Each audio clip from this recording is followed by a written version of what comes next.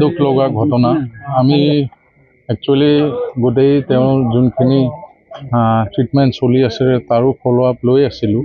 তেওঁ সুস্থ বহুতখিনি হৈছিলে বা ৰিলিজ দিব বুলিয়ে আমাক কৈ আছিলে, কিন্তু হঠাৎ তেওঁ যোৱা 3 দিনৰ পৰা গাটো বেছি বেয়া হোৱা বুলি আমাক জনাইছে হস্পিটেলৰ পৰা, আৰু আজি ৰাতিপুৱা তেওঁ মৃত ঘোষণা কৰে। এইটো সঁচাকৈয়ে দুখ লগা ঘটনা এটা, যে এনেকুৱা এটা ঘটনা যে গোটেই অঞ্চলটো বা গোটেই আমাৰ সমাজ ব্যৱস্থাৰ কাৰণে বেয়া।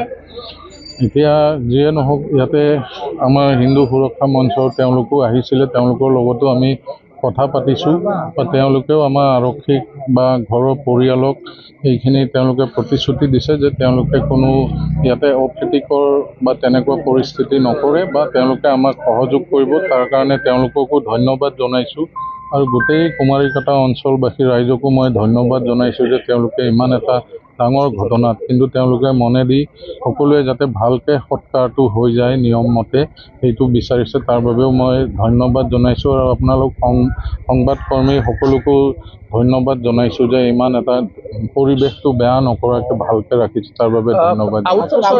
ঘটনাটো ছাৰ, যিহেতু 3গৰাকী ইতিমধ্যে প্ৰাণ গ'ল, আৰু যিগৰাকী মূল অভিযুক্ত ৰজালী ইতিমধ্যে মৃত্যু হ'ল এনকাউণ্টাৰত আপোনালোকৰ পৰা পলাব চেষ্টা কৰোঁতে, আৰু কোনোবা জড়িত আছে নেকি? কাৰণ এই বিষয়টো যথেষ্ট চৰ্চা চলি আছে।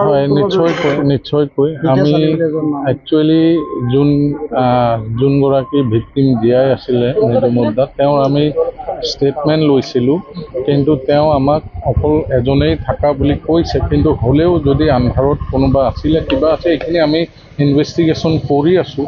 যদিয়ে কিবা ক্লু পাওঁ আপোনালোকক নিশ্চয়কৈ জনাম। ঘটনাৰ দিনাখন যিটো ভিডিঅ' ওলাইছিল, যিগৰাকী মৃদু মুদ্ৰাই বাইট দিছিল, মানে ভিডিঅ' এটা কৰিছিল যে অকল ৰজে জড়িত আছে, বাকীখিনি পিছত কম বুলি কৈছিল, সেই ভিডিঅ'টোৰ ওপৰত ভিত্তি কৰি তদন্ত চলিছে নে? পিছত আকৌ ষ্টেটমেণ্ট লোৱা হৈছে GMC। মৃদু মুদ্ৰাই হওক বা মাধুৰ্যৰ পৰিয়ালে কৈ আছে যে 4টা মানে এই হত্যাকাণ্ডত নিশ্চয়কৈ কৈ আছে, কিন্তু আমি সঠিকভাৱে কোনো ক'ব পৰা নাই বা কোন আছে, বা আমিও এইখিনি সময়ত ইয়াৰে টাৱাৰ ডাম্প এইবিলাকো লৈছোঁ, তাতো কিন্তু তেনেকৈ ওলোৱা নাই। এতিয়া আমি টেকনিকেলিও চাই আছোঁ, আৰু আমি চাই থাকিম, কিবা ক্লু পালেই আপোনালোকক জনাম। Thank you. যিকোনো খবৰৰ বাবে যোগাযোগ কৰক আমাৰ এই নম্বৰত 9181 307 2221।